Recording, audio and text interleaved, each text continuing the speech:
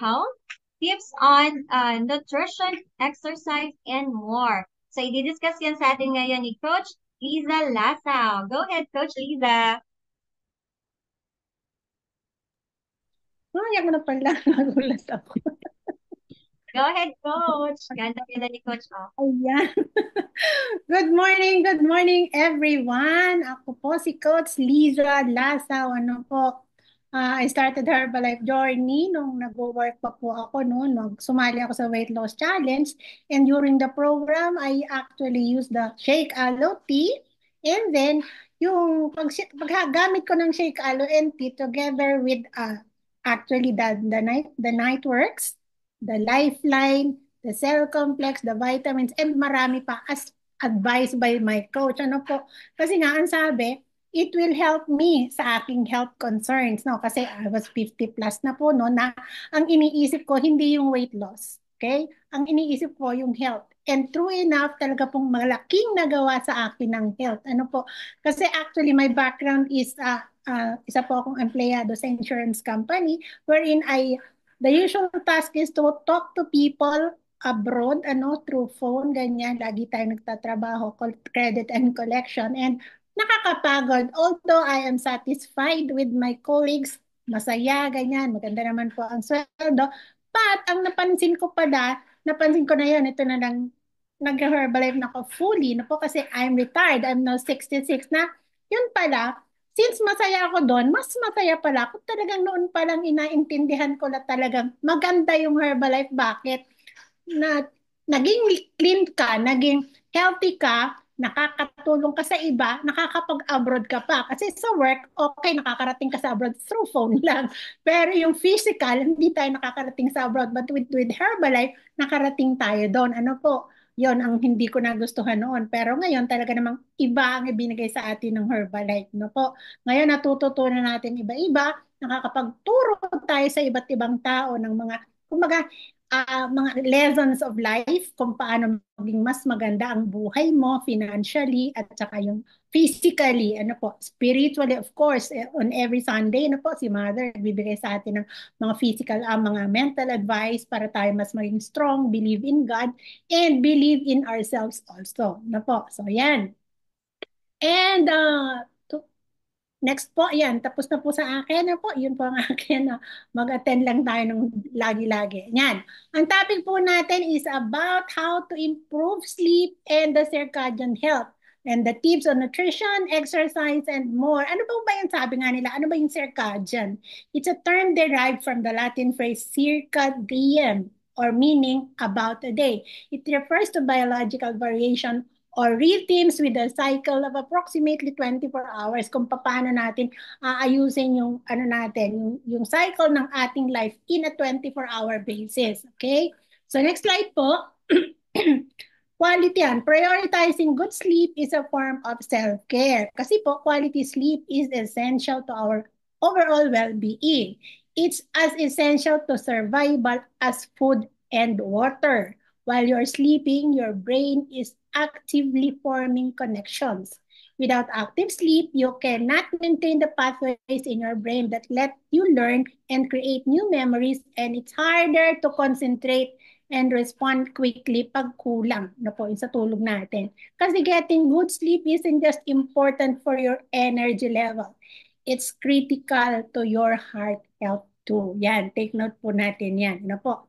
Now, next last slide po natin. But on the other hand po, ano po, eto, getting poor sleep naman po, getting poor quality sleep increase the risk of disorders, including high blood pressure, cardiovascular disease, diabetes, depression, and obesity. Tumataba pala tayo po pagpangit din tulog natin. In fact, inadequate sleep has been shown to lead to low energy and fatigue during the day, which can lead to overeating and weight gain. Okay, yon. Pag hindi ka nakakatulog, dinadaan mo sa kain. Then, on succeeding slides naman are advices from our experts that can help us improve our sleeping habit and the circadian health. Ayan.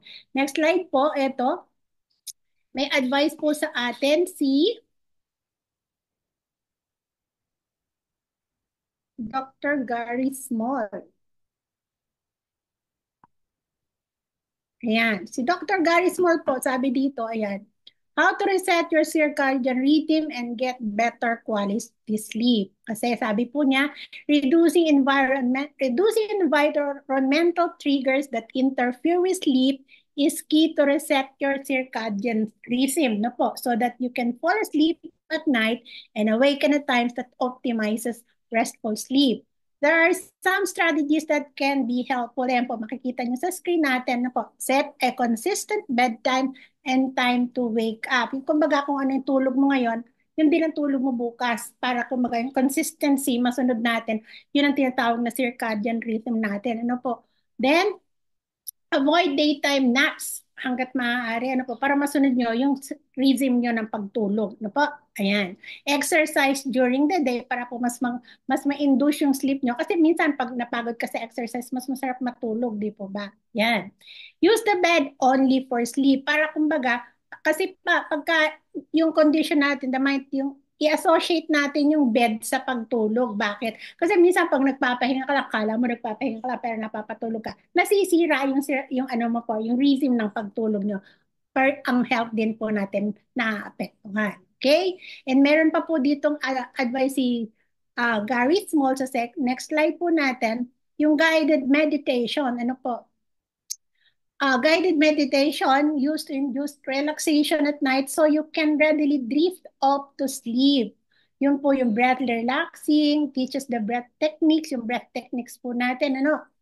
And Headspace, which provide meditation techniques to reduce anxiety. Yun naman pong isa, ayan po, no? The cognitive behavioral insomnia. This is a therapeutic approach that combines several strategies including sleep restriction therapy, ayan po, no, stimulus control, and sleep hygiene education. Ano po? Kasi sabi, ayan, any method that induces a relaxation response can help induce restful sleep. Ano po? Including mindful meditation, guided imagery, systematic muscle relaxation, and others. And then, next slide naman po, ang opinion naman ni Susan Bowerman on food, sleep, and nutrition. Ang tanong is, how does the amount of sleep we get affect body weight? Ayan. Kasi inadequate sleep can lead to shift in levels of some of the body's hunger hormones. No po? So, parang ang dating lagi, yung sleep, no, pag mali ang tulog mo, hindi mo napapansin mali yung nangyayari sa katawan mo, no po, yung hunger hormones mo.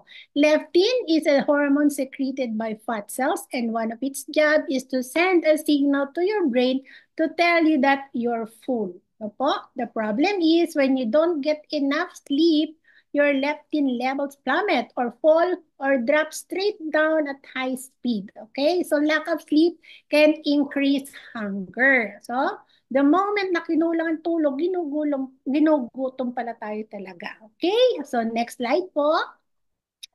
So next slide naman, sabi, many people are guilty of having a midnight snack. Ang tanong is it bad to eat before going to bed? Ayan naman po, may sagot naman. As long as you have calorie to spare, a small light snack a couple of hours before you retire might make sense, no? There are a couple of good reasons not to eat right before you go to bed. Bakit po? Your bedtime snacking might be taking over your daily calorie budget. O, ano ka? Minsan yung nagiging snack natin na ganyan, nagsosobra-sobra lang sa calorie budget natin. So, kailangang bantayan din pala yung ating snacks, no? And unless your snack is really small, light, and easy to digest, lying down soon after you eat a sizable snack is a recipe for heartburn naman and possibly a disrupted night's sleep. Okay? Ayan. And dito po sa kasunod naman, meron pa rin siyang advice na how does food impact our sleep and what food should we avoid or choose. Ayan, meron po tayo dito. Ano po? Here are some tips what to eat and avoid food sa night sleep po natin. Ano? Yan po, don't overdo the fats and proteins at dinner kasi po fatty meals take a long time to digest and protein food stimulate the production of chemicals in your brain that helps you feel more alert. Ayan. Ang sabi naman dito, number 3 po, yung omega-3 may help you sleep, no? Yung pag-take po daw ng ating omega-3 found in fish, nuts and seeds assist in regulating the body's internal clock. Okay. And then, what's your intake of alcohol? Ano po, if you're a regular caffeine drinker, you may be able to fall asleep just fine, even if you have a cup of coffee after dinner. Kasi nga, winawatch natin, no? Hindi tayo miyat-miyat. Okay. But caffeine and alcohol too can disrupt normal sleep pattern if not done sa tama. Ano po? Ayan. Isa pa po yan, don't overdo the fluids in the evening. If a full bladder is what's interfering with a good night's sleep, try to curb your fluid intake after dinner. Huwag daw po masyado tayong iinom ng marami after dinner. Na po. And aim to drink more of your liquids during the day rather than trying to catch up at night. Po, learn ways how water should be taken properly. Kasi po minsan mahirap din yung iinom ka ng marami and then mit ihi ka ng ihi. Hindi naman din po healthy sa pagtulog natin. Okay? Ayan. Sa next slide naman po, ang advice naman po ni Miss Samantha Clayton on how exercise affects sleep. No po. Ayan, ang mga tanong niya. What is the best time of day to exercise? Our morning or evening workout better. Ang ano po niyan is the best time to exercise is when you feel at your best and when it fits with your lifestyle. Okay?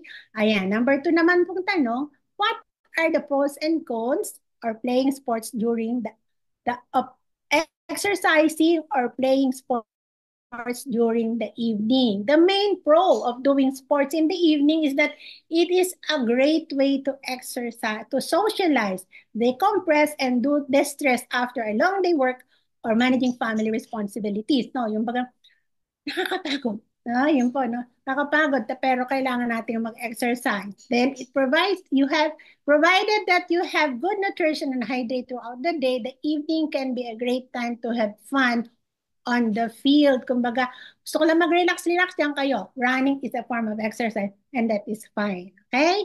And number 3, is there a particular exercise routine you recommend if people work out in the evening?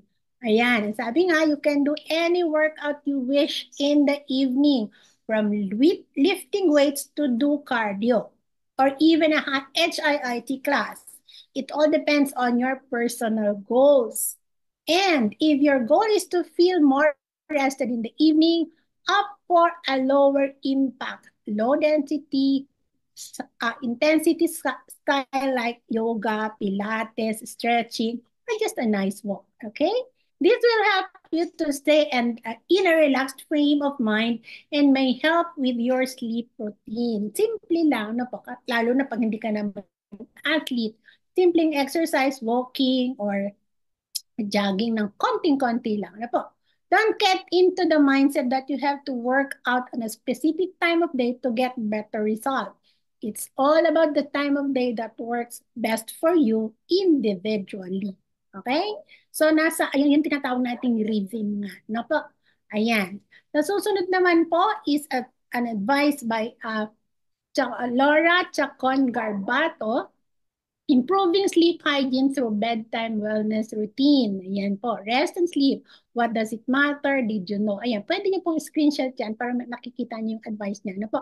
And then, sa next slide po natin, ang sa tanong nga is, what are good wellness routines or self-care habit people can incorporate to promote better sleep hygiene? Number 1, ayan po, make the bedroom screen-free zone. Ayan. We have to create a sleep environment that minimizes disruptions. Disconnect from electric devices at least 30 minutes before bedtime. Para po, kumbaga, hindi na ako mag-cellphone, hindi na ako manonood ng TV. Yon. Tapos, mas maganda po, sabi nga sa kwarto mo, walang ganun. Para mas tulog ka talaga. No po? Electronic backlit devices like cellphone, ayan po, no? Emit short wavelength and wrist light, also known as blue light, which has been shown to decrease or interrupt the natural production of melatonin in the evening and reduce feeling of sleepiness. O yun po ha, yun yung advice. Nakakadagdag siya ng pagkawala ano po, natural production. Nagdi-decrease ang natural production of melatonin in the evening. Okay po. Ayan. Number 2 naman, invest in a good skincare routine. Just like you have an evening routine before going to bed, by putting on pajamas and brushing your teeth, you should also prepare your skin for rest. Okay. Having a good skincare regimen, which include a cleanser, a moisturizer will prepare skin for the much needed rest it deserve. Kasi kailangan naman syempre beauty ba? Beauty rest natin. Kailangan din ng skin natin. Ano po?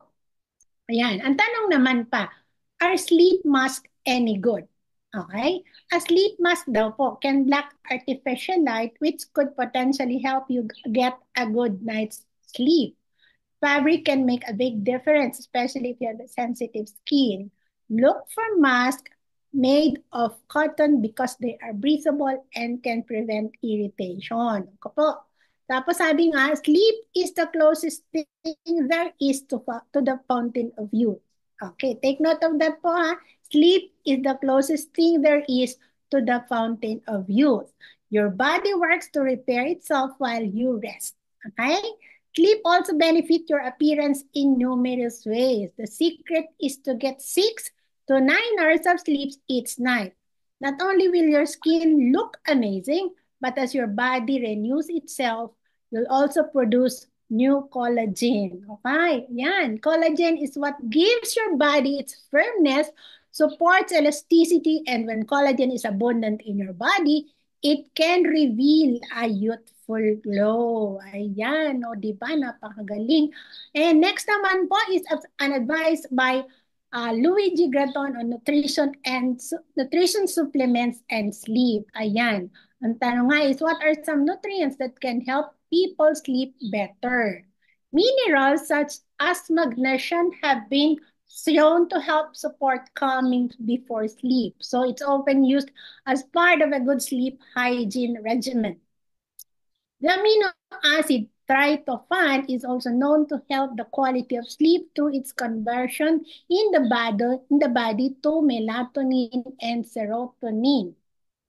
Herbal supplements can also help to prepare for sleep, especially those provided in the herbal teas such as chamomile, valerian roots, lemon balm, lavender, and passion flower, which are present in our chamomile and retreat tea. Okay? These types of herbs have been traditionally used for relaxation before sleep. Ayan po yung chamomile natin at saka yung retreat tea really will help you feel asleep. No po? Relax and healthy. Okay.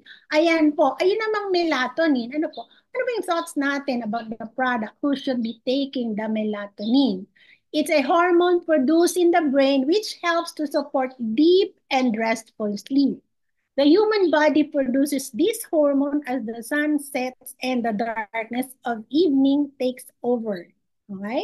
Although it's naturally produced in the body, taking a supplement with melatonin can help support a good night's sleep. But melatonin should only be suggested for those who have difficulty falling asleep. It's often recommended to use melatonin 1 to 2 hours before bedtime. But, sabi ko nga sa inyo, if we are healthy, no, kompleto yung rhythm mo, yung circadian health mo is maganda, you don't need melatonin, no? You can sleep better anytime you want. Pero, sabi nga, yung rhythm, yung para nakakaroon ka ng regular sleep, no? Kumbaga, it's bedtime, I have to sleep na, ganyan-ganyan. Ayun, po, kailangan may rhythm ka ng pag-sleep natin. Okay? Ayan, ito naman po yung medyo, ayan na, yung sports nutrition and sleep naman po by Dana Ryan. Ayan. Are there any sport nutrition supplements that can interfere with sleep and shouldn't be taken at night? Ang sabi niya nga po, no? Avoiding caffeine at night is important as it can certainly interfere with sleep. For every person, it is different, but it is advisable to stop taking caffeine around 2 to 3 p.m. Okay? But according to her, having a nighttime routine is very important. She is not good at shutting off her brain to sleep. Stay away from phone before sleeping since that can hinder sleep. Instead, she tried to do some sort of meditation. Ano, instead na magkakape, no, typically light a calming candle or use essential oils throughout the diffuser before bed to help with relaxation. So, you need not avoid caffeine na po. Kumbaga, hindi naman kailangang mag-avoid ka ng caffeine kasi kung caffeine drinker ka, tapos nakakatulog ka naman, okay lang din. But pwede naman nating i-avoid yung caffeine. Ayan, pag sabi nga niya, magkaroon tayo ng ah, meditation, no? Para makatulog tayo ng mas maganda, no po? Yun, yung candle na masarap ang amoy, nakaka-calm, mas maganda rin sa katawan natin, no po? Pero just to save, yung ating pong herbal retreat tea will help you, ano po? Tsaka yung apple chamomile natin really will help. Ayan. And, ayan po, to summarize it all, ang sabi nga, start your day with the right way. With this healthy breakfast natin. Ano po? The optimum balanced nutrition on the cellular level. Para po, kumbaga, yung circadian health natin, ano natin, natutulungan natin with proper nutrition. And with that, yung pong tatlo natin, uh, ang ating pong next ano natin, slide, ayan na po, nasabi nga natin, with the help of Herbalife Nutrition, everything is possible. Kasi po bakit? Kasi tayo yung number one in the world in meal replacement and protein supplement combined. Number one in weight management and well-being, and number one in active and lifestyle nutrition. So, kumbaga wala na tayong po problemahin. Ano po, kumbaga yung reason na lang natin is sleep at saka yung anong kakainin natin after this breakfast. You can do this twice or thrice a day and then supplement with other food na mas healthy din natin. Ano po? Ayan, and meron pa ba? And the next slide po, ayan. So, mamimili kayo no anong kakainin nyo maghapon. The supplements for your skincare. Ayan po, ano po. Digestive health and everything meron po tayo. Kasi it has been recognized as super brand. No po. So, lahat ng kailangan natin nasa kanya. Okay, and with that po, this has been your MC co-host. Thank you, thank you, thank you. Coach Lisa po here. Goodbye and thank you, Coach. Ciao!